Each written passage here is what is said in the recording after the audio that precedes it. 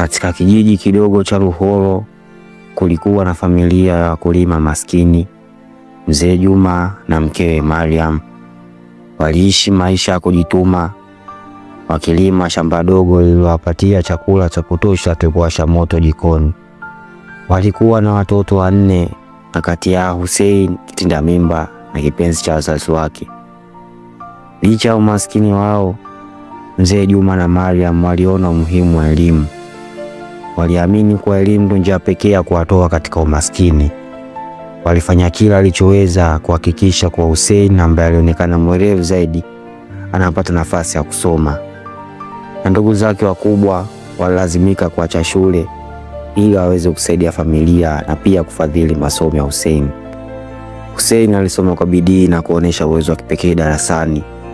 Alifaulu vizuri katika mitihani yake, jambo lililowapa wazazi wake matumaini makubwa. Walijinyima kula vizuri, wakauza hata sehemu shamba lao dogo ili mradi Hussein aweze kufika chuo kikuu. Akiwa chuoni, Hussein alianza kubadilika. Alijifunza maisha ya mjini. Marafiki wapya walimfundisha starehe na vitu vya kisasa ambavyo kijijini hakuwa amezoea. Hakutaka tena kushirikiana na familia yake, akiona umaskini wao kuwa mzigo na aibu kwake. Alianza kusema maneno makali kwao, akidai hawana mchango wowote katika mafanikio yake.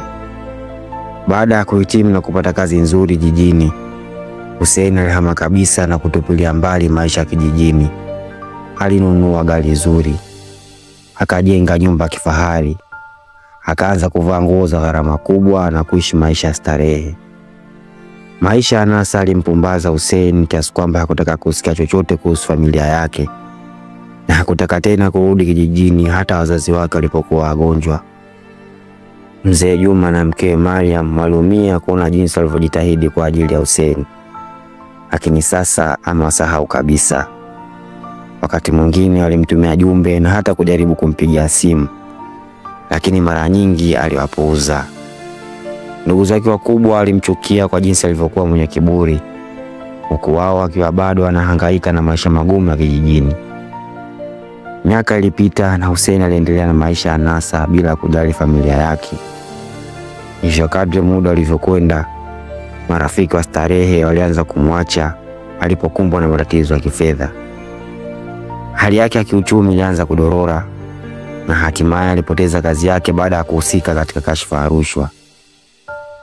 Akiwa hana msaada la pa kwenda, Hussein aliamua kurudi kijijini, lakini alichokuta kilimvunja moyo kabisa.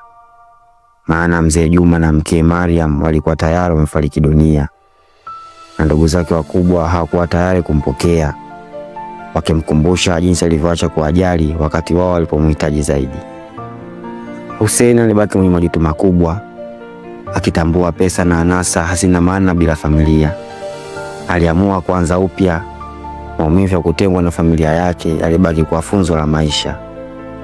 Hadithi ya Hussein ni onyo kwa watu wanaosahau asili yao na waliojitahidi kuinua, kwani mafanikio yanapokuja ni muhimu kutunza mizizi.